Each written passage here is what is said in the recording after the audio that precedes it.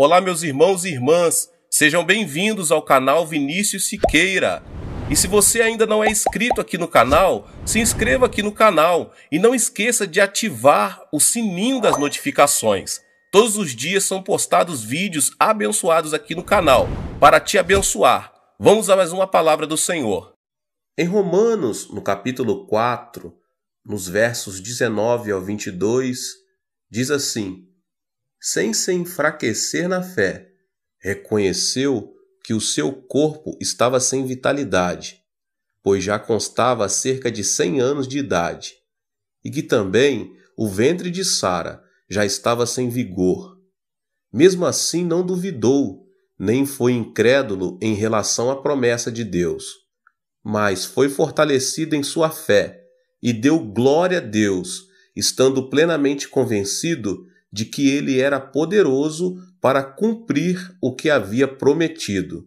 Em consequência, isso lhe foi creditado como justiça. Há um ditado espanhol que diz: se você perdeu dinheiro, perdeu algo grande. Se perdeu um amigo, perdeu algo maior. Mas se você perdeu a fé, perdeu tudo. O que significa isso, meus irmãos? Significa que a fé é a fonte de vida do homem. Aleluia! Deus disse: o justo viverá pela fé. Abacuque 2:4. Isso significa, meus irmãos, que a vontade de Deus é que vivamos pela fé. A fé nos ajuda a compreender que o mundo de Deus não está distante, está tão próximo de nós que podemos senti-lo na vida cotidiana. A felicidade que Deus nos oferece está na fé. A fé nos incentiva a projetar nossa vida limitada na direção do mundo ilimitado de Deus. Qual será o caminho para viver pela fé? Pensando em que cada pessoa tem nacionalidade própria e cultura próprias. Agora eu vou lhes falar as características mais comuns, meus irmãos, dos homens de fé. O primeiro ponto fundamental é que esses homens de fé, eles alimentam-se do pão dos céus. O homem de fé alimenta-se do pão dos céus. D.L. Moody, o famoso evangelista, disse: eu orava frequentemente a Deus, pedindo que Ele me desse fé, e esperava que a fé caísse do céu. Entretanto, a fé não chegava para mim. Certo dia, meus olhos detiveram-se numa citação bíblica. A fé vem por se ouvir a mensagem, e a mensagem é ouvida mediante a palavra de Deus. Isso está em Romanos 10:17, uma passagem muito conhecida entre os irmãos. Não demorei em me dar conta de que, sem ler a Bíblia, era inútil pedir fé a Deus. A partir daquele momento, comecei a estudar a Bíblia e senti que a minha fé aumentava à medida que a palavra era implantada em meu coração. Como declara D.L. Moody, o fundamento de nossa fé é a palavra de Deus. Nossa fé alimenta-se do pão dos céus. Os grandes personagens de fé citados na Bíblia alimentaram-se também do pão dos céus. O mesmo aconteceu na vida de Abraão. As Escrituras esclarecem que Deus não o tomou por justo, por ser ele um homem justo de nascimento, nem por suas virtudes. Abraão foi um homem honesto. Em termos gerais, foi um bom homem. Entretanto, não deixou de vacilar e, quando parecia viver na quarta dimensão, permanecia na terceira. Quando parecia estar na terceira dimensão, estava na quarta. Apesar de tudo, Abraão creu em Deus ao ver as estrelas do céu, e Deus teve prazer na fé que encontrou nesse homem. O homem de fé toma a palavra de Deus como parâmetro de sua vida e vive de acordo com ela. A palavra de Deus é a matéria da fé. No Egito, Israel ganhava o pão de cada dia com o próprio esforço. E, quando os israelitas viviam da colheita, tiravam proveito do rio Nilo e plantavam sementes. Em poucas palavras, a vida do Egito era planejar, trabalhar e esforçar-se humanamente com o objetivo de ganhar o pão de cada dia. Apesar disso, ao saírem do Egito, sob a liderança de Moisés, não havia como viver pelo esforço humano. As características mostravam que não havia água, terra nem semente para plantar. Era um deserto desabitado. Por isso, os israelitas não tinham outra coisa a fazer senão simplesmente olhar para cima, olhar para o alto. Não podiam viver olhando para si mesmos ou para as circunstâncias. Não havia outra saída a não ser o céu. E a única coisa que se ouvia do céu era a palavra de Deus. A sobrevivência dependia da palavra de Deus e da fé que mostravam ter no poder divino. No Egito, Israel viveu pelas próprias forças e métodos. Mas no deserto, aquele povo não podia viver senão pela palavra de Deus. Disse, porém, o Senhor a Moisés: Eu lhes farei chover pão do céu. O povo sairá e colherá diariamente a porção necessária para aquele dia. Com isso, os porei à prova, para ver se seguem ou não as minhas instruções. Isso está em Êxodo 16, 4. Jesus disse que o homem não viverá somente de pão, mas de toda palavra que procede da boca de Deus. No livro de João, no capítulo 1, no verso 1, diz: No princípio era o Verbo, e o Verbo estava com Deus, e o Verbo era Deus.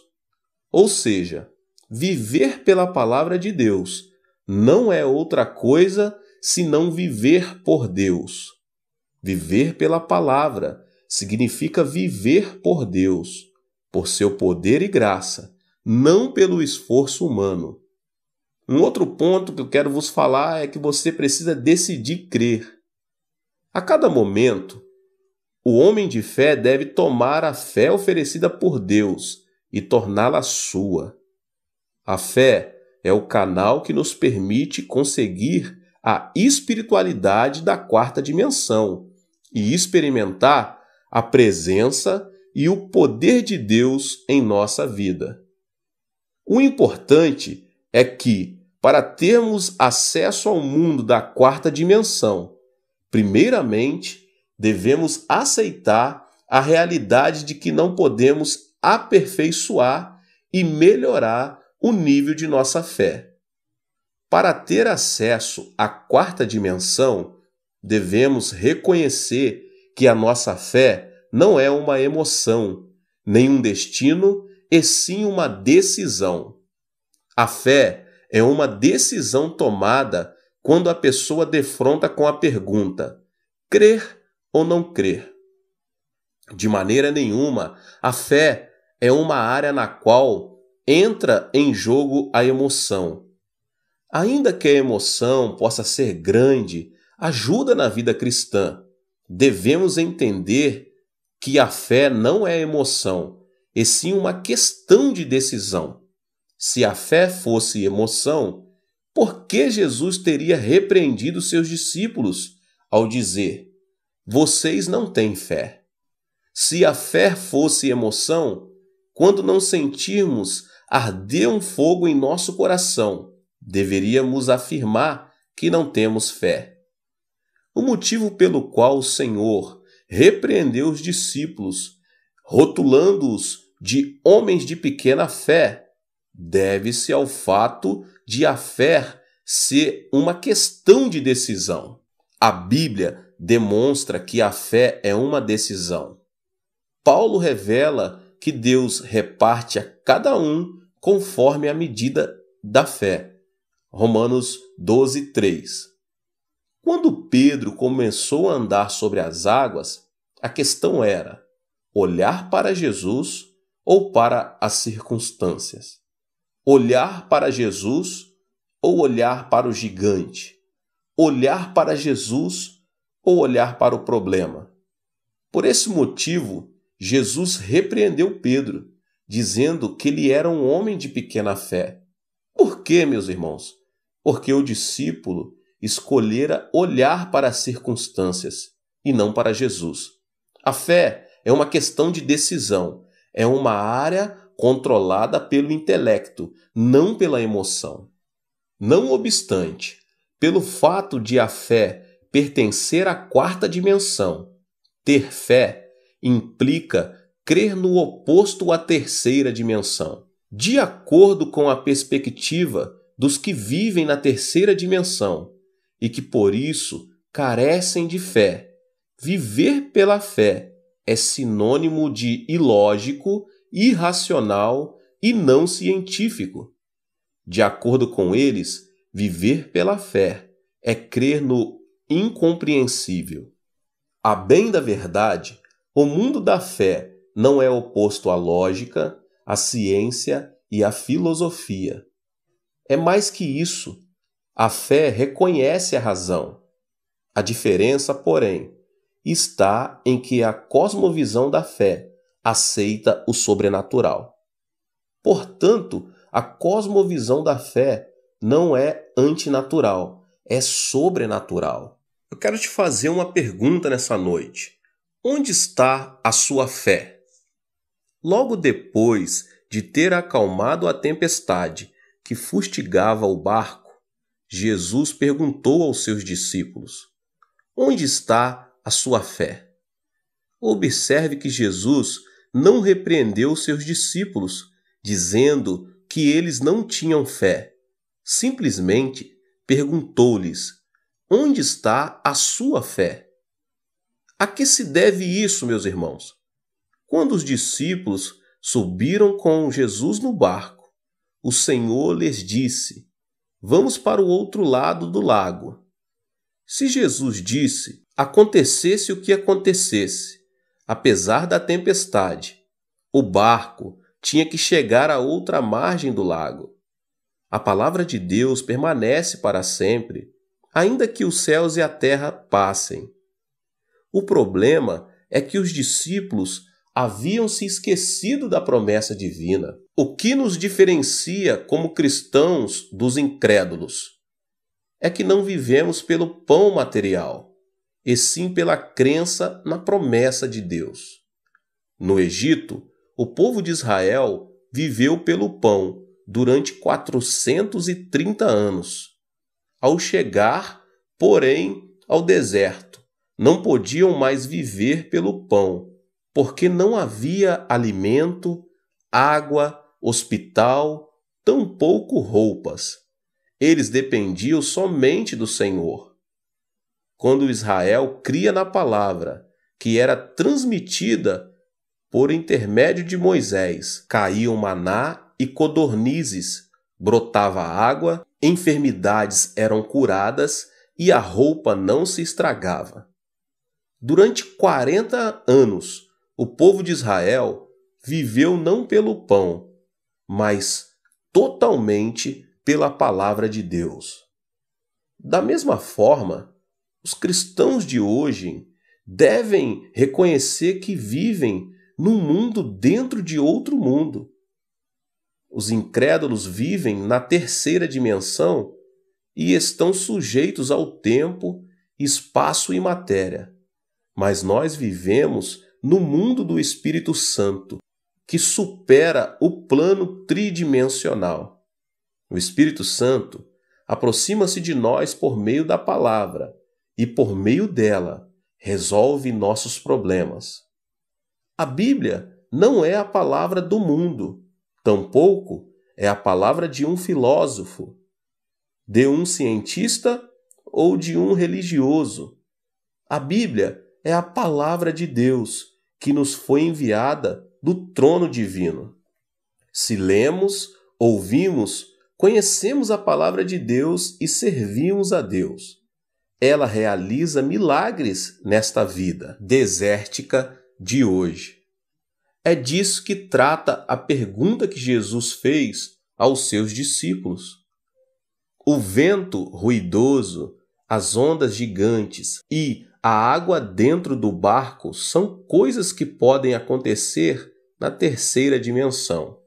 Entretanto, Deus deu força para subjugar a terceira dimensão por meio da palavra. Então, por que os discípulos não creram nela? Foi isso que o Senhor lhes perguntou. Instantaneamente, fez-se grande bonança no mar, tal como o salmista já revelara. Na sua aflição, clamaram ao Senhor, e ele os tirou da tribulação em que se encontravam. Reduziu a tempestade a uma brisa e serenou as ondas. Salmo 107, 28 e 29. Atualmente, o Senhor acalma a tempestade de nossa vida quando lemos a palavra.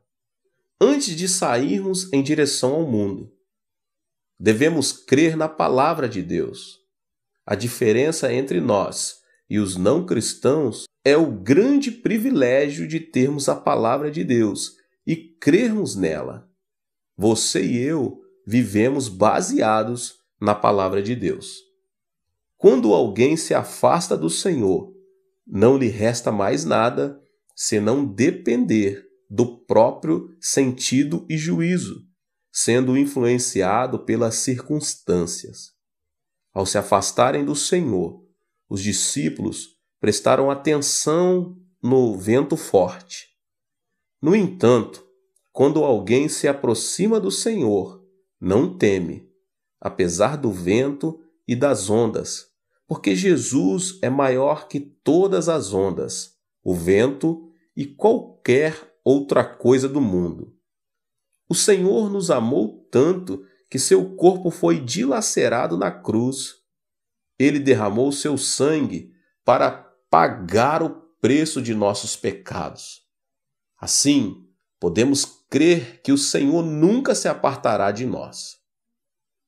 Certo dia, quando eu era menino e vivia no campo, o galinheiro pegou fogo e as galinhas morreram em consequência disso. Ao chegar mais perto, vi uma galinha morta, completamente queimada, mas a forma de suas asas me chamou muito a atenção. Quando levantei suas asas, notei que alguns pintinhos ainda estavam vivos. Ou seja, a galinha havia feito tudo possível para proteger seus filhotes das chamas, para que eles não perdessem a vida. Glória a Deus! Da mesma forma, Jesus carregou a cruz e derramou seu sangue para pagar o preço do pecado e nos salvar da morte eterna. Se crermos no Senhor, Ele passará a habitar em nós e jamais nos deixará. Se nos aproximarmos do Senhor por meio de sua palavra, Ele nunca nos abandonará. A pessoa que possui fé pode realizar coisas inimagináveis a um ser humano. Quando reflito sobre minha vida, sinto que ela tem sido como o salto de bungee jumping. Esse esporte consiste em subir em uma altura considerável e, depois de se amarrar a uma corda, saltar no ar. O bungee jumping não difere em nada do salto no vazio, mas quando se está para bater no chão, a corda reage de maneira que não ocorra nenhum acidente. A fé é conceber a palavra no coração, amarrar o corpo à corda da fé e dar o salto no vazio. Dar esse salto significa saltar no abismo. Quando vemos com os nossos olhos, causa-nos medo. Quando ouvimos a corrente das águas ao fundo, sentimos medo. O vento que sentimos na pele nos assusta. As circunstâncias advertem: perigo, perigo, perigo. É normal que as pessoas comuns não se aproximem da beira de um abismo, mas ainda tratem de se afastar dele. Ao contrário, os cristãos se aproximam da beira. Por quê, meus irmãos? Por saberem que a palavra invisível aos olhos os sustém. Estão conscientes de que, apesar de se atirarem ao vazio, a corda reagirá de maneira que não baterão no chão, mas no momento exato, ela os sustentará. Essa é a razão por que pratica o bungee jump pela fé. Sinceramente, não é que a fé nos sustenta com base em um princípio. Nossos olhos não veem, nossos ouvidos não ouvem, nossas mãos não apalpam evidência nenhuma. O caminho é escuro. Entretanto, podemos saltar no vazio, porque estamos amarrados à corda da palavra de Deus. Assim, sem iniciar uma aventura de fé, é impossível converter-se numa pessoa de fé. Meus irmãos, Davi era um homem de fé. Davi foi um homem ousado. Era jovem e apacentava as ovelhas de seu pai. Lutava contra leões e ursos. Como é possível, meus irmãos, um jovem de apenas 17 anos de idade lutar contra esses animais selvagens com tanta coragem? Se não fosse por acreditar que Deus estava com ele, isso não teria sido possível.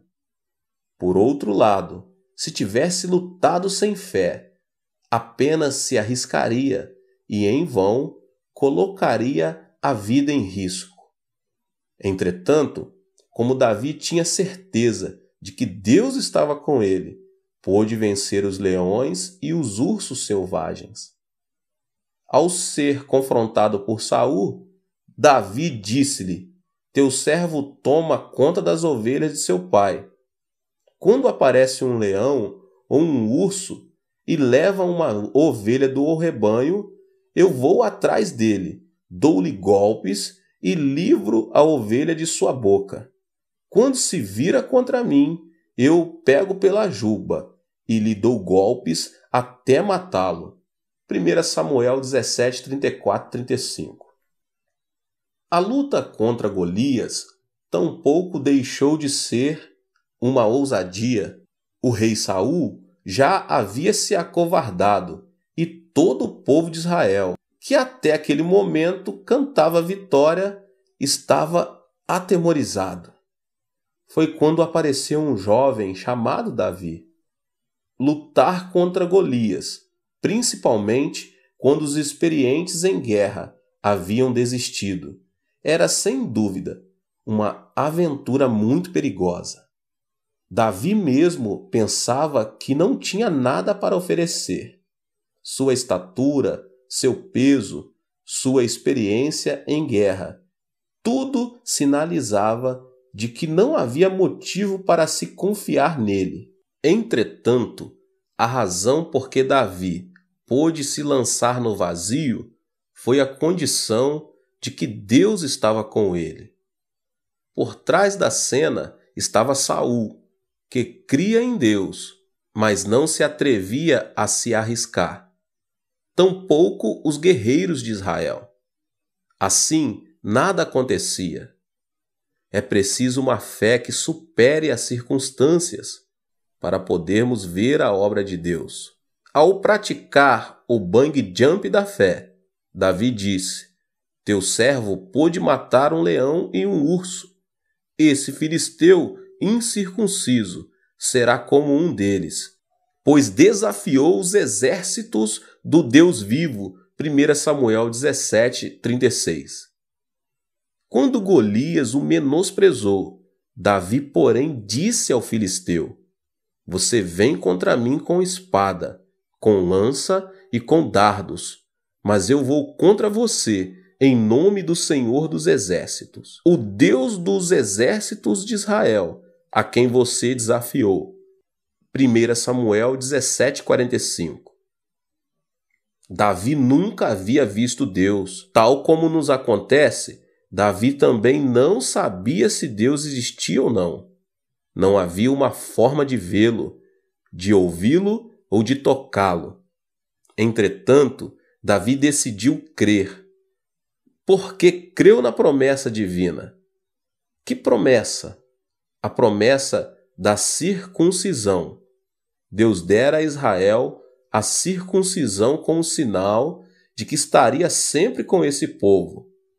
Entretanto, temos uma promessa maior que a circuncisão. É a promessa firmada graças ao sangue da cruz de Jesus Cristo.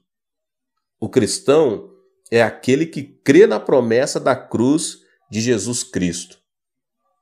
Deus está com as pessoas que creem e confiam no sangue de Jesus. Se Davi, que cria na promessa da circuncisão, atreveu-se a arriscar pela fé, quanto mais nós, que temos a promessa do sangue de Jesus. Devemos nos lembrar de que, se nos negarmos a assumir o risco, da mesma forma, Deus não atuará em nosso favor. Pedro também é um homem de fé. Pedro estava lavando as redes, pois não havia pescado durante a noite toda. Jesus pediu-lhe que lhe emprestasse o barco por um instante. Ao pregar a palavra de Deus, quase ao nascer do sol, Jesus disse-lhe que fosse pescar ao largo do lago. A água do mar da Galileia era tão límpida que os peixes subiam durante a noite e, com o nascer do sol, desciam bem ao fundo, o que significava que lançar a rede de nada adiantaria. Portanto, pescar de manhã cedo, com o sol no horizonte, era uma atitude ilógica. A palavra de Jesus foi incompreensível. Entretanto, Pedro olhou fixamente nos olhos de Jesus e notou a seriedade do assunto e a autoridade do Mestre. E disse: pesquei durante a noite toda, mas por tua palavra lançarei a rede. É disso que trata a aventura da fé. Todos os colegas riram de Pedro ao vê-lo fazer-se ao mar junto com Jesus. Esse homem está louco. Como é possível? Se todos sabemos que não podemos pescar durante a noite toda, quanto menos com o sol nascendo. Será impossível. Essa é a aventura mais doida que já vi em toda a minha vida. Apesar do murmúrio, Pedro conseguiu pescar tanto que a rede estava a ponto de romper-se. Ao ver que não conseguia trazer o barco sozinho, pediu ajuda para os seus colegas. Veja o que está relatado em Lucas, no capítulo 5, os versos 4, 5 e 6. Tendo acabado de falar, disse a Simão: vá para onde estão as águas mais fundas, e a todos lancem as redes para a pesca. Simão respondeu: mestre, esforçamo-nos a noite inteira e não pegamos nada. Mas, porque és tu quem está dizendo isto, vou lançar as redes. Quando o fizeram, pegaram tal quantidade de peixes que as redes começaram a rasgar-se. Como Pedro se converteu no discípulo sucessor de Jesus? Por que ele é conhecido como o apóstolo dos apóstolos? Por sua fé notável. Pedro foi um homem que, diferentemente dos outros discípulos, aventurava-se continuamente na fé. Embora não vendo nada, não ouvindo nada, nem tocando em nenhuma evidência, tomava a decisão de se aventurar na fé. Como sabemos, certa ocasião em que os discípulos tomaram o barco para atravessar para o outro lado, Jesus não os acompanhou. Eles foram surpreendidos por uma grande tempestade e tiveram de remar com muita dificuldade. Foi então que Jesus aproximou-se deles, como uma luz resplandecente. Os pescadores acreditavam numa fábula antiga, segundo a qual, se alguém visse um fantasma em meio a uma tempestade, o barco afundaria. Alguém gritou: "Um fantasma!" No mesmo instante, todos se convenceram de que o barco iria a pique, até ouvirem uma voz. Era nada menos que a voz de Jesus: "Coragem, sou eu, não tenham medo." "Senhor", disse Pedro, "se és tu, manda-me ir ao teu encontro sobre as águas." "Venha", respondeu ele. Quem se atreveria a andar sobre a água, ao observar que as ondas o estavam fustigando e o barco havia perdido o equilíbrio? Sem o espírito de aventura, isso não seria possível. Além disso, não era dia e sim noite. Era escuridão total. Só o que viam eram as ondas, o vento e o barco em movimento. Mas foi nessa situação que Pedro disse: "Senhor, se és tu, manda-me ir ao teu encontro por sobre as águas." Quando Jesus disse: "Vem", Pedro não teve medo de sair do barco e começou a andar sobre as águas. Esse é o poder da fé. É certo que Pedro foi quem negou Jesus, mas na hora de crer, ele o fez com grande coragem. Pedro ficou conhecido como o discípulo sucessor, porque não tinha uma fé comum, mas uma fé acompanhada de um espírito de aventura. Pedro era uma pessoa que tinha fé que diz: "Se tiver de morrer, certamente morrerei." E corria até o Senhor pela fé. "Senhor", disse Pedro, "se és tu, manda-me ir ao teu encontro por sobre as águas." "Venha", respondeu ele. Então Pedro saiu do barco, andou sobre as águas e foi na direção de Jesus. Se você fosse Pedro, o que você teria feito no lugar dele? Certamente não teria querido sair do barco. Penso que eu faria o mesmo, meus irmãos. Pedro, porém, saiu do barco. Ao lermos esse relato, o fato não nos parece um grande desafio. Entretanto, quando enfrentamos na própria pele alguma situação parecida com essa, vemos que não é tão fácil quanto pensamos. Logo depois da ressurreição de Jesus e de sua ascensão ao céu, ele enviou o Espírito Santo ao subir ao templo, às 3 horas da tarde. Pedro e João depararam com um aleijado que estava mendigando. Tratava-se de um aleijado de nascimento. Pedro e João, olhando bem para ele, disseram: "Olhe para nós." Esperando receber alguma coisa, o homem estendeu a mão. Nesse instante, Pedro lhe disse: "Não tenho prata nem ouro, mas o que tenho, isso lhe dou. Em nome de Jesus Cristo, o Nazareno, ande." E segurando-o pela mão, ajudou o homem a levantar-se. Como vemos nesse relato, a fé do apóstolo Pedro não era nada comum.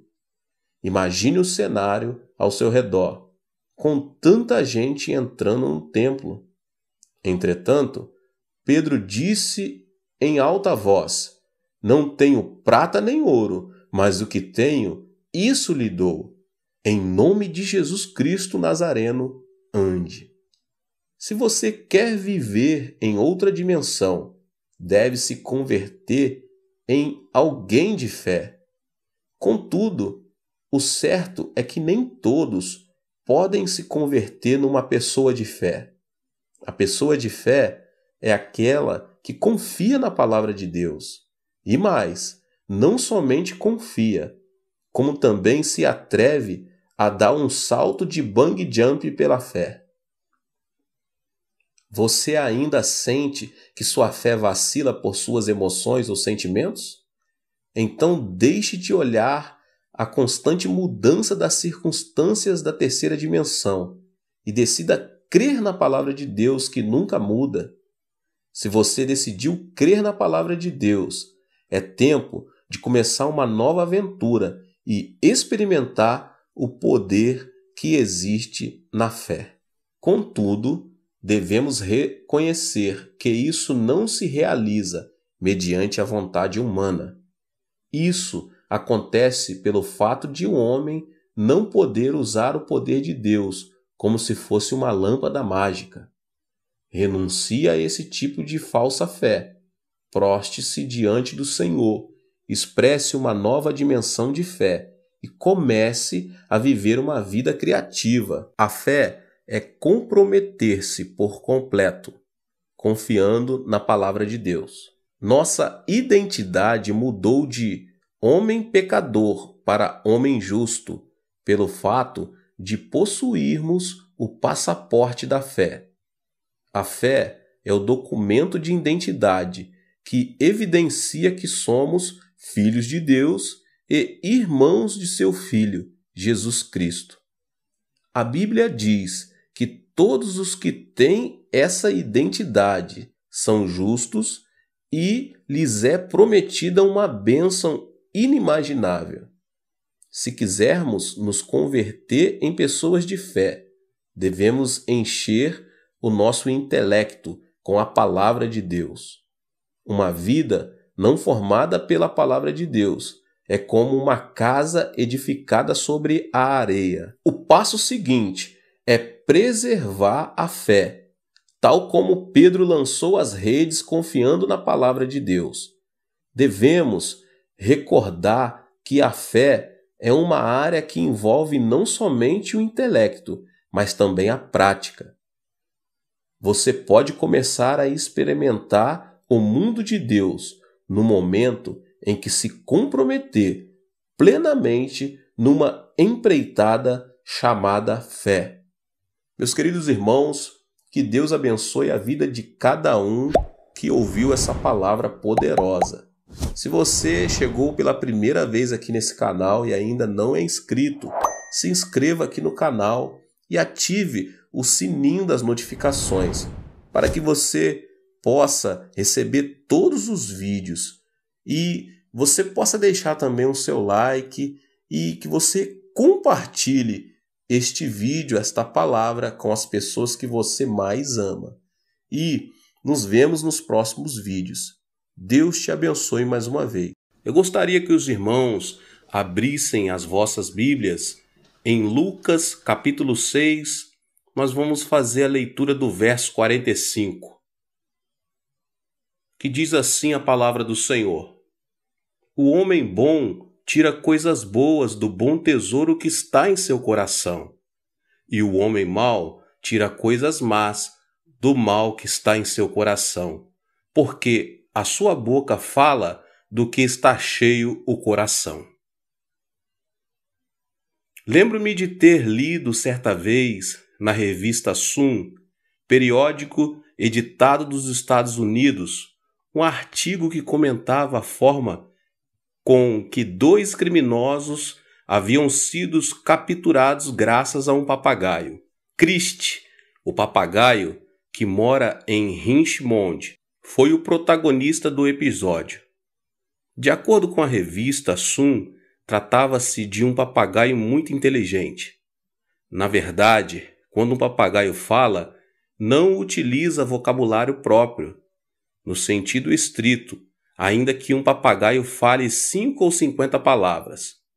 Não tem poder criativo em sua linguagem, porque ele se limita a imitar o som. Ao contrário, a linguagem do homem não é uma simples repetição de sons, mas contém uma ideologia, um pensamento, um significado, um sentido, uma filosofia e até uma observação artística. Assim, a palavra do homem tem uma estreita relação com o seu pensamento.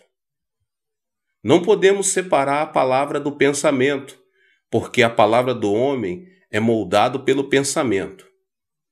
Então, como podemos usar tanto a mentalidade quanto a confissão da palavra de acordo com a vontade de Deus? Meus irmãos, nesta noite eu quero explicar isso por meio da história de Davi. Davi fez uso de seu pensamento e de sua palavra de acordo com a orientação divina e, consequentemente, teve uma vida de sucesso. Agora, a pergunta é: como fazer uso das palavras do pensamento da quarta dimensão? Eu quero ler uma passagem com os irmãos em 1 Samuel, no capítulo 17, os versos 34 e 35, que diz assim: Davi, entretanto, disse a Saul: Teu servo toma conta das ovelhas de seu pai. Quando aparece um leão ou um urso e leva uma ovelha do rebanho, eu vou atrás dele, dou-lhe golpes e livro a ovelha de sua boca. Quando se vira contra mim, eu o pego pela juba e lhe dou golpes até matá-lo. A primeira confissão feita por Davi foi diante do rei Saul. Quando lemos essa passagem, não podemos deixar de indagar: como é possível que Davi fosse tão valente? Ele era apenas um jovem de menos de 20 anos, meus irmãos. E como era possível que, sem medo, ele estivesse atacado leões e ursos, arrancando-lhes os pelos e golpeando até matá-los? Como isso seria possível? A resposta será fácil, se compreendermos que não é pela arma que temos em mão que a luta se define, e sim pela nossa mente. Se vencermos na luta travada em nossa mente, venceremos na luta real. Se, porém, perdermos a luta travada em nossa mente, perderemos na luta real. Pense em Davi, que se mostrou determinado a pensar como Deus. Ele era um pastor de ovelhas, meus irmãos. Não havia recebido uma educação formal. De qualquer modo, era alguém que adorava e servia o Senhor desde menino e tinha o costume de meditar em Deus. Sobre todas as palavras, Davi levou muito a sério o versículo que diz: dominem sobre todos os animais. Gênesis 1, 28. O texto mostra que Deus é o Deus criador do universo. Com certeza, era baseado nessa passagem que Davi imaginava como mataria os animais selvagens, esquecendo-se de sua condição física e de sua idade. Em outras palavras, meus irmãos, ele empregava a técnica de disciplina mental. Assim, a imagem própria de Davi deixou de ser a de um jovem pastor de ovelhas e passou a ser de um guerreiro experimentado. É por isso que sempre que vinham leões e ursos para capturar suas ovelhas, Davi levantava-se e lutava contra eles até matá-los. A chave do sucesso de Davi foi que ele conquistou a vitória na luta travada em sua mente. É provável que, pela fé, ele pensasse: quando Deus fez o homem, deu-lhe o poder de dominar a terra e tudo que nela existe.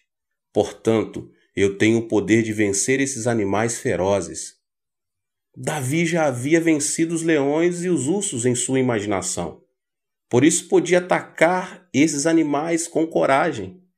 Se Davi tivesse pensado: não posso, isso não vai acontecer, é impossível, e tivesse se deixado levar pela ansiedade e pelo temor, os animais selvagens não teriam fugido, e mais, eles o teriam devorado. No entanto, Davi já havia vencido a batalha na mente, e assim pôde vencer também na luta real. Da mesma forma, a vitória e o fracasso de nossa vida dependem de nossa atitude mental. Agora eu quero falar com os irmãos as palavras que promovem o pensamento da quarta dimensão. O texto está em 1 Samuel, capítulo 17, versos 46 e 47. Olha só o que Davi diz. Hoje mesmo o Senhor o entregará nas minhas mãos. Eu o matarei e cortarei a sua cabeça. Hoje mesmo darei os cadáveres do exército filisteu às aves dos céus e aos animais selvagens, e toda a terra saberá que há Deus em Israel. Todos os que estão aqui saberão que não é por espada ou por lança que o Senhor concede vitória, pois a batalha é do Senhor, e ele entregará todos vocês em nossas mãos. A segunda confissão foi feita por Davi diante de Golias. A confissão de fé demonstra quanto Davi era valente, a tal ponto que suas palavras parecem ser um golpe dado diretamente na face de Golias, antes mesmo de a luta começar. Quando Golias desafiou o exército de Israel e o rei Saul, maldizendo Deus, todos ficaram quietos e com um sentimento de fracasso e derrota. Entretanto, com ousadia, Davi afirmou: Eu vou lutar contra você. Matei leões e ursos ao cuidar do rebanho de meu pai. O mesmo vai acontecer com esse Golias. Que tal fazermos uma comparação objetiva entre Davi e Golias? Golias era um homem de quase 3 metros de altura e sua armadura de guerra pesava 60 quilos.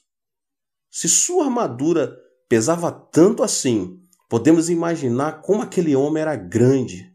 O povo de Israel estava atemorizado por ouvir a voz ameaçadora do gigante durante 40 dias no vale de Elá. Eles já estavam mentalmente vencidos na batalha contra Golias. Davi era diferente. Ele tinha apenas 17 anos de idade e não tinha praticamente nenhuma experiência de guerra. Além disso, não se comparava fisicamente a Golias. Aquela parecia uma batalha já definida. Entretanto, meus irmãos, Davi pensava de outra maneira. Como esse filisteu pagão e incircunciso atreve-se a desafiar o exército do Deus vivo e seu povo? Deus está conosco. Por isso, esse gigante não significa nada para nós. Não importa sua altura e seu peso. Davi não pensou em outra coisa a não ser na vitória que Deus lhe haveria de conceder, meus irmãos. Pela mente humana, via-se a advertência que seria inútil atacar Golias, mas Davi, que havia concebido a mente divina, pensava diferente. A mente de Deus fez que a imagem de Davi fosse completamente transformada, e ele se tornou um guerreiro de Deus. Ele já não era um jovem pastor de ovelhas que via com os olhos da terceira dimensão.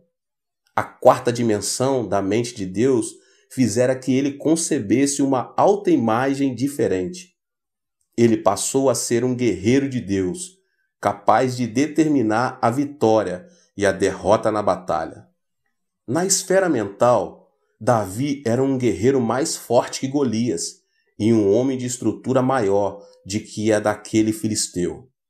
Ele pensava como um gigante, portanto sua boca proclamava palavras de um gigante. As palavras da quarta dimensão que Davi proclamou acorrentaram todas as condições da terceira dimensão que prognosticavam a clara vitória de Golias sobre ele.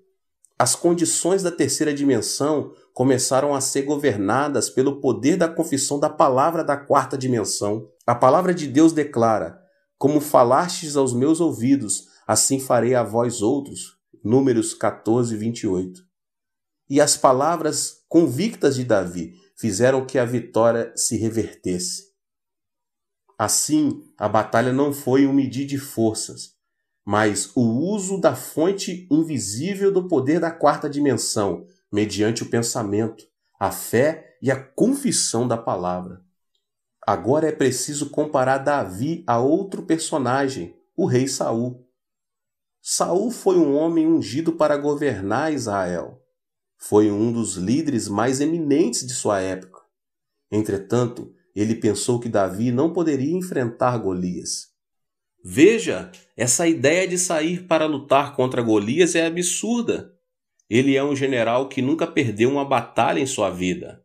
E você é um jovem de apenas 17 anos. Isso é impossível. E quis fazer arrefecer o ânimo de Davi. A maneira que Saul pensava não provinha de Deus. Ao contrário, fundamentava-se na sua experiência. Ele era um rei, mas com base em suas experiências passadas, sua mente estava tomada de fracassos. Apesar de se tratar do rei de Israel, a nação escolhida, ele se mostrava ansioso e temeroso, esperando ser derrotado e escravizado pelos filisteus. Entretanto, Davi pensava que Golias não seria nada mais do que um leão ou um urso morto. Passou a olhar para Golias do ponto de vista divino e assim viu nele um leão ou um urso entre os vários animais que havia matado. Saul pensava que seria derrotado, enquanto Davi pensava que venceria o inimigo. Por essa razão, Davi e Saul pensavam de maneiras totalmente diferentes, mesmo servindo ao mesmo Deus. Davi tinha um pensamento de Deus e sabia como administrar sua vida conforme esse poder. Sabia como viver com o poder de Deus e não com as próprias forças. Por outro lado, Saul servia ao mesmo Deus, mas não refletia o poder da fé em sua vida. Confiava na sua própria força, no próprio poder e na própria experiência. Trocando em miúdo, meus irmãos, os pensamentos de Saul eram pensamentos da terceira dimensão, enquanto os pensamentos de Davi eram da quarta dimensão. Se perdermos a batalha no campo da mente, também a perderemos no campo real. Assim é preciso primeiro assumir o controle dos pensamentos. Se perdermos na mente, perderemos na realidade. Em comparação a Saul e Golias, Davi estava numa situação de inferioridade. Ele se parecia com as pedras que havia escolhido para atirar, não tinha nenhum valor. No entanto, a razão por que Davi foi usado por Deus foi ele ter maior grandeza de pensamento. A segunda confissão demonstra claramente que a grandeza do pensamento de Davi superava a de Golias. A grandeza do pensamento. Este foi o segredo para que Davi se destacasse e vivesse uma vida muito especial. As duas confissões de Davi, relatadas no capítulo 17 de 1 Samuel que lemos, revelam como podemos conseguir a linguagem da quarta dimensão. Esta provém do pensamento da quarta dimensão. Com base na história de Davi, meus irmãos, nós aprendemos que a maneira de pensar é fundamental para que nossa vida seja elevada. Para começar, precisamos de uma base que nos permita fazer uso dos pensamentos e da linguagem da quarta dimensão em nossa vida diária. Da mesma forma que, para sermos salvos, necessitamos crer e aceitar Jesus como nosso Salvador, é preciso preencher alguns requisitos básicos para pensar e falar na quarta dimensão. Isso é importante, porque forma nossa autoimagem espiritual. Os 3 passos que apresento agora servirão de filtro e desfarão todos os elementos negativos que estão em nosso pensamento e em nossa linguagem. O primeiro passo é o arrependimento. A maioria das pessoas sabe que o pensamento positivo e a linguagem positiva resultam em benefícios. De fato, ouvem-se muitos discursos e pregações em que se enfatiza a necessidade de pensar e falar positivamente. O estranho, entretanto, é que as pessoas não pensam nem falam de forma positiva, mas deixam-se invadir por pensamentos e palavras negativas. Como consequência disso, caem num poço de frustração e ansiedade. A Bíblia explica por que o homem, mesmo sabendo que o pensamento e a linguagem positiva são bons, mas não os põe em prática. Primeiro, o homem tem a tendência de pensar e falar negativamente. Deus não criou o homem dessa maneira. O homem foi criado segundo a imagem de Deus. Por conseguinte, ele deveria pensar e falar positiva, ativa e criativamente. Depois da queda de Adão, porém, a maneira de pensar e a linguagem foram corrompidas, tornando-se negativas. É por isso que as pessoas se acostumam ao pensar e à linguagem negativos e os consideram algo natural. Em segundo lugar, após a queda de Adão, as circunstâncias também foram corrompidas e, consequentemente, meus irmãos, o mundo passou a viver em meio à ansiedade, ao temor, à ânsia e à preocupação. O mundo decaído está cheio de coisas negativas. O que é negativo nos contagia especialmente pelos meios de comunicação em massa, pela TV, pelo cinema e pela publicidade. As notícias são negativas e transmitem uma mensagem que se resume em todos morrerão. Vivemos numa era em que as informações e o conhecimento que o mundo nos oferece nos causam temor. Resumindo, o DNA do pensamento do homem foi corrompido por causa do pecado. Além disso, o homem está exposto a circunstâncias negativas e é por isso que ele vive encerrado numa jaula de pensamentos negativos. As palavras provenientes de uma mentalidade negativa têm um poder destrutivo extraordinário e acabam destruindo relações pessoais e prejudicando as pessoas ao nosso redor. Não devemos dar lugar a pensamentos negativos, muito menos pronunciar palavras negativas. Da mesma forma, as palavras positivas são importantes, já influenciam não apenas a nossa vida, como também nosso futuro. É preciso envidar esforços para pensar e falar positivamente e corrigir o pensamento humano corrompido. Devemos nos esforçar para isso. É preciso tomar posse do direito que temos de pensar positivamente. Como podemos nos apossar desse direito? Por meio do arrependimento, é o primeiro passo. Adão e Eva foram expulsos do jardim do Éden. Assim, por mais que tivessem pensado positivamente, não poderiam mudar a circunstância e o seu destino, a menos que se arrependessem, recebessem o perdão de seus pecados e fossem aceitos por Deus.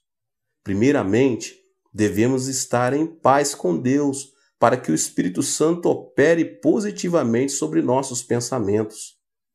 É por isso que a primeira mensagem de Jesus foi: o reino de Deus está próximo. Arrependam-se e creiam nas boas novas. Marcos 1,15. Jesus disse que a primeira condição para a entrada no mundo do pensamento positivo é o primeiro passo, é o arrependimento. É preciso que nos aproximemos de Deus, arrependidos de nossos pecados. E o que é arrependimento, meus irmãos?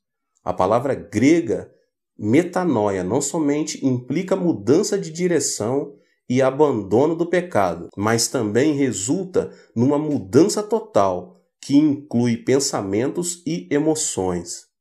Em poucas palavras, arrependimento é mudança de coração. Ou seja, arrepender-se é confessar e pedir perdão pelo egoísmo, pelos maus desejos do corpo, pela cobiça dos olhos e pela arrogância da vida. Arrepender-se é abandonar os pensamentos pecaminosos, renunciar ao pecado e voltar a considerar Deus como o centro da vida. Em outras palavras, arrepender-se é inclinar a balança do egoísmo para o teocentrismo. Rigorosamente falando, por mais que você passe anos congregando numa igreja, se vive uma vida egocêntrica conforme sua mesquenharia e seu pensamento pecaminoso, você não terá experimentado um arrependimento genuíno. O arrependimento implica não somente mudança do pensamento do coração, como também abandono do pecado, renúncia ao egocentrismo e volta para Deus.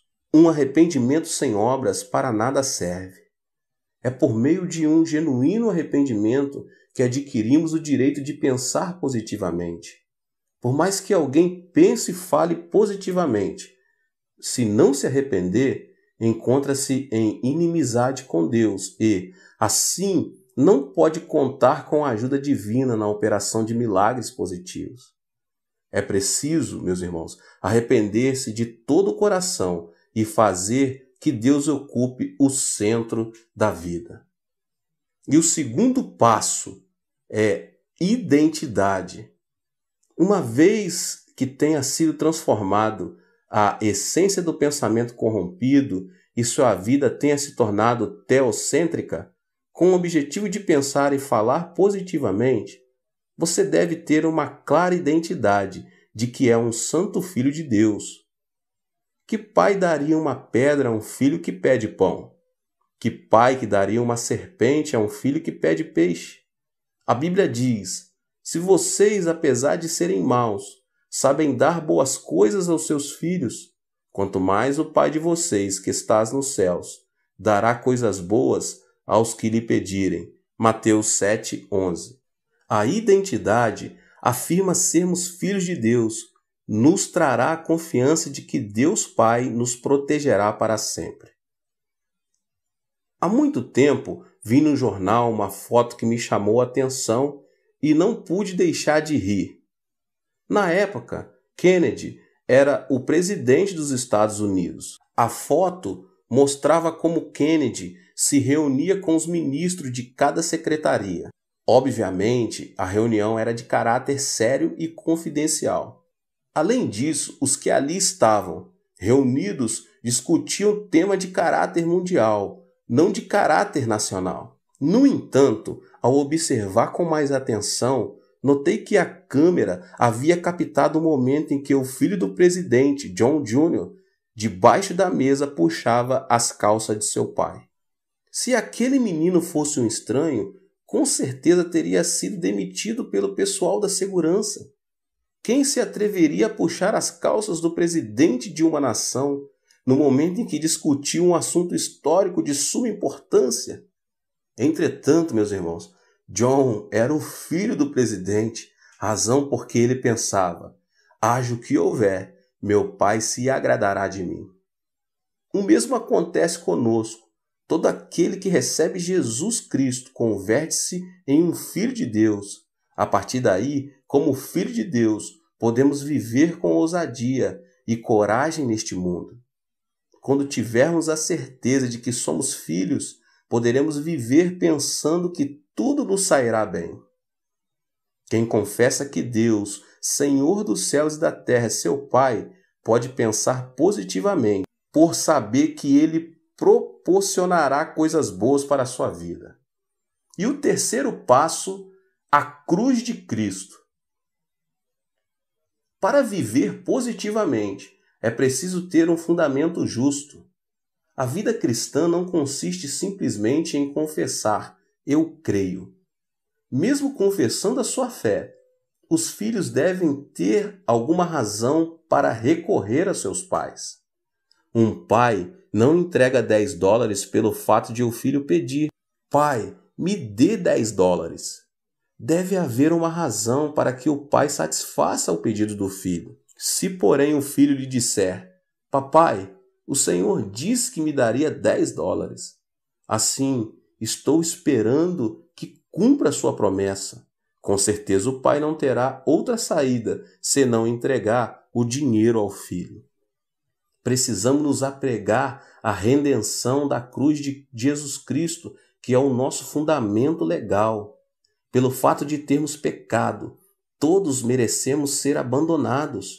Mesmo assim, podemos nos aproximar de Deus com intrepidez, porque Jesus Cristo pagou o preço do pecado na cruz do Calvário, quando ali seu corpo foi ferido. É por isso que podemos orar e crer de maneira positiva. Se o Senhor não tivesse pregado na cruz, não haveria razão para que Deus nos perdoasse, apesar de nossos pedidos de perdão. No entanto, temos garantido o fundamento por meio do qual podemos pedir o perdão de nossos pecados e assim pensar positivamente.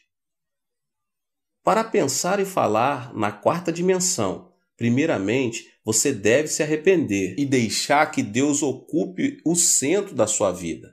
Em segundo lugar, deve se apossar da identidade de filho de Deus. Por último, você deve confessar a Deus, firmando-se no fundamento que se encontra na redenção da cruz de Jesus Cristo. Quando você fizer dessas três condições a base do seu pensamento e da sua linguagem, estará preparado para poder tomar a atitude de viver a experiência. Como foi dito anteriormente a vocês, a atitude mental e a linguagem estão estreitamente ligadas uma à outra, de modo que, para se usar uma linguagem positiva, ativa e criativa, deve haver uma transformação na maneira de pensar, em busca de se alcançar o pensamento divino. Para transformar nosso pensamento e linguagem no pensamento e na linguagem de Deus, meus irmãos, devemos moldar nossa vida com a oração e a palavra de Deus, até chegarmos ao nível de proclamar a palavra rema da quarta dimensão. Por meio da oração, podemos semear em nosso coração o pensamento positivo. É necessário, porém, orar intensamente. Há quem argumente que a oração não consiste em quantidade, e sim em qualidade. Entretanto, isso não está correto. A oração permite que mantenhamos uma relação mais profunda e estreita com Deus. Alguns oram durante 15 ou 30 minutos, outros oram durante 1 hora. Há aqueles que dedicam mais de 1 hora diária à oração. Podemos fazer uma analogia entre o tempo que alguém dedica à oração e a visão que o profeta Ezequiel teve do rio no templo, em Ezequiel 47. Para os que oram durante 10 minutos por dia, a oração é como a água que chegou ao tornozelo do profeta. Como a graça do Espírito Santo na altura do tornozelo apenas, não se pode vencer o mundo pela fé. Para os que oram durante 30 minutos por dia, a oração é como a água que na visão chegou ao joelho do profeta. Em comparação com a água que chegou ao tornozelo, esse ponto é mais alto. Mesmo assim, meus irmãos, para aquele que se dedica a esse tempo de oração, é extremamente difícil alcançar o êxito na vida. Para os que oram durante 1 hora diariamente, a oração é como a água que chegou à cintura do profeta Ezequiel. Pode-se dizer que esses se encontram ligados ao poder de Deus. Contudo, os que oram mais de 1 hora diária nadam no rio da graça do Espírito Santo. Se você mergulha nesse rio, vive pelo poder do Espírito Santo.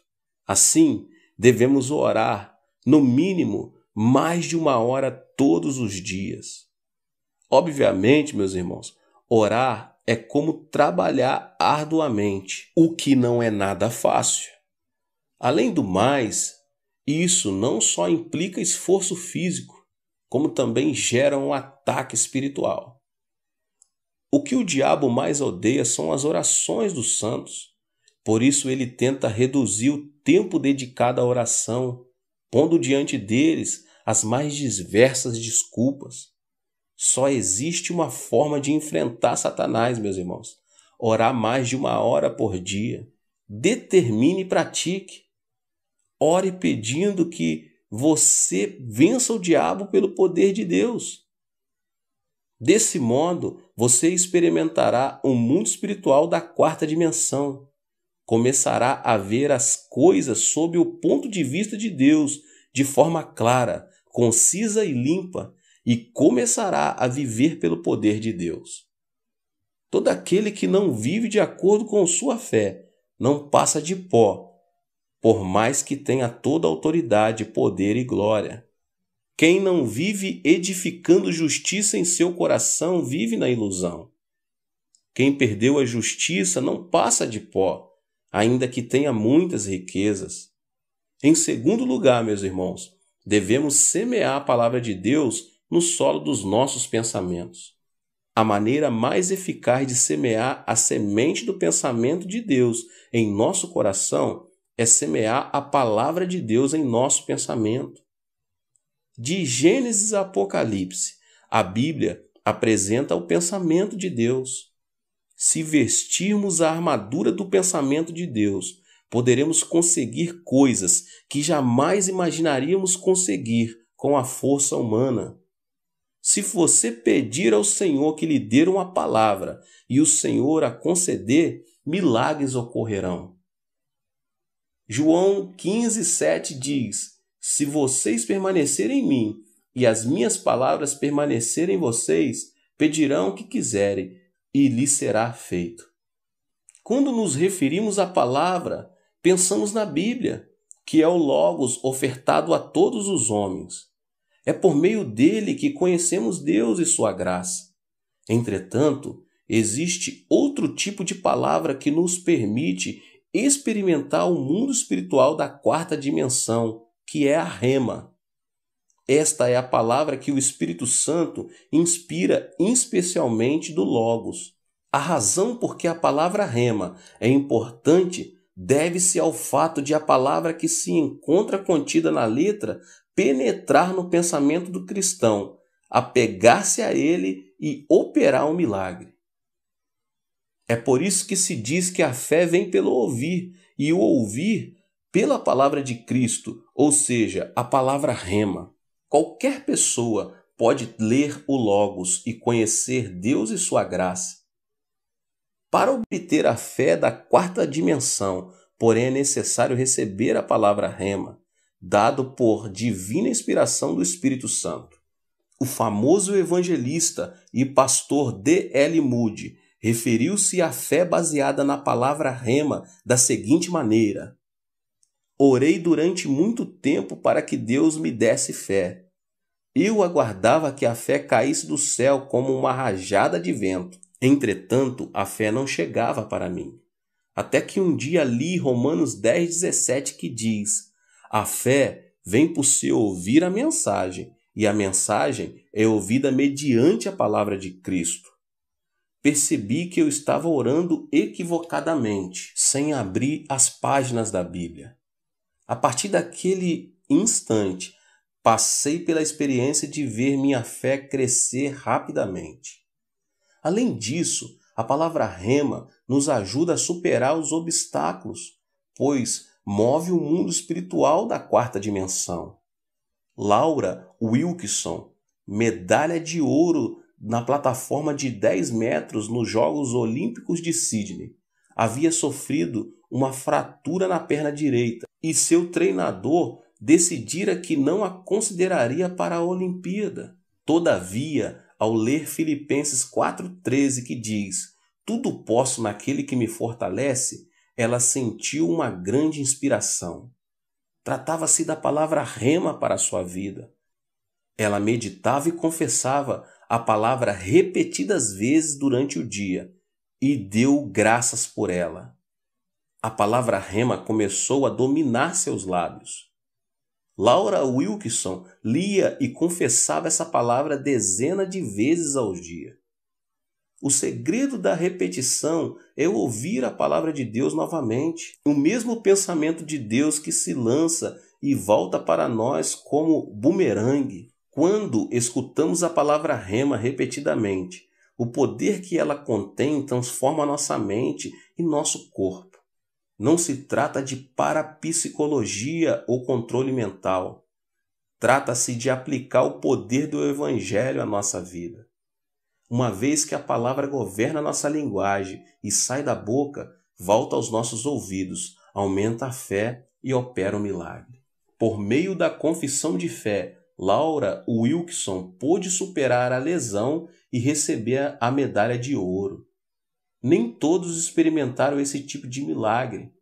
Wilkinson teve de orar, clamar, e ler a palavra com o propósito de experimentar o mundo da quarta dimensão.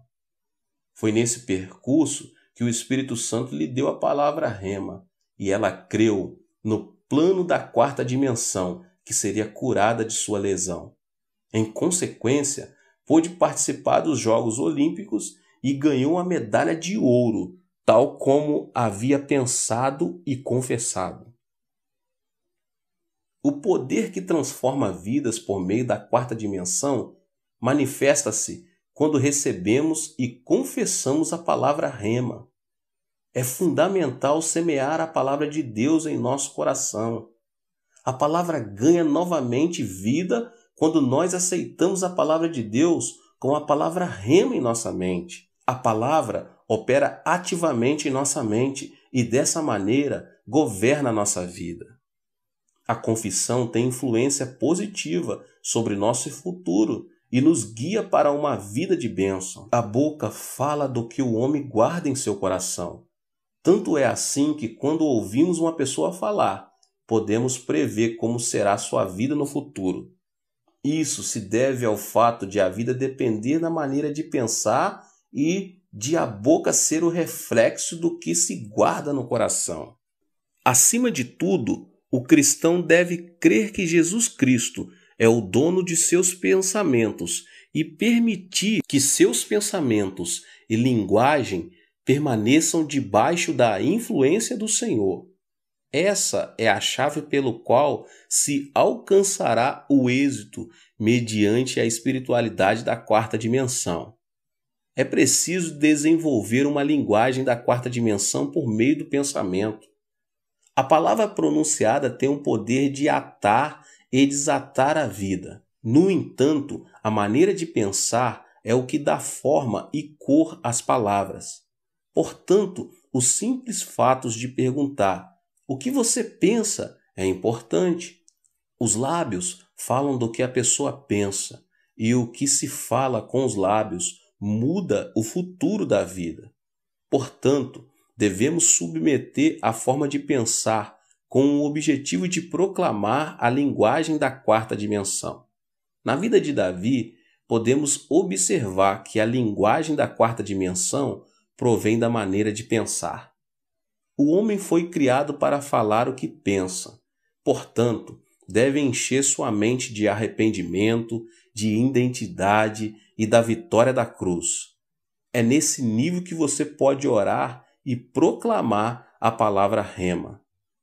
Essa é a técnica pelo qual podemos desenvolver a linguagem da quarta dimensão, mediante nossa maneira de pensar. Deus abençoe todos vocês, meus irmãos, que são inscritos aqui no canal. Você que ainda não é inscrito, se inscreva aqui no canal, ative o sininho das notificações para você não perder nenhum vídeo que é postado aqui nessa série da quarta dimensão. Deixe também o seu like e não esqueça, meus irmãos, de compartilhar com as pessoas que vocês mais amam, que nós amamos, né? Nós queremos bem, queremos que recebam também a palavra do Senhor. Nos vemos no próximo vídeo. Deus abençoe grande.